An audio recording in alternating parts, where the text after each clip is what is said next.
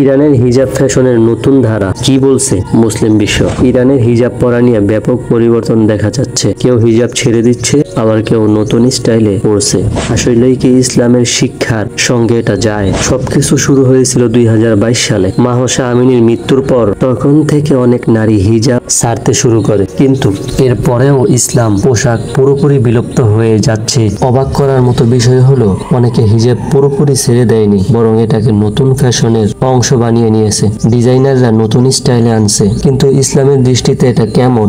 ইসলাম স্পষ্টভাবে নারীদের জন্য পর্দার বিধান দিয়েছে। তবে এই পরিবর্তন কি ইসলামের মূল শিক্ষার বিপরীত যাচ্ছে, নাকি সময়ের সাথে নতুন ব্যাখ্যার প্রয়োজন? কেউ বলছে এটা আধুনিকতার নাম করে ইসলামের দুর্বল করার চেষ্টা, আবার কেউ বলছে এটা নারীদের স্বাধীনতার প্রতীক। আপনার মত কি? আপনার মতে হিজাব ফ্যাশনের এই পরিবর্তন কতটা ইসলাম সম্মত? কমেন্টে জানিয়ে দিন। আর ইসলামিক কন্টেন্ট পেতে চ্যানেলটি সাবস্ক্রাইব করে দিন।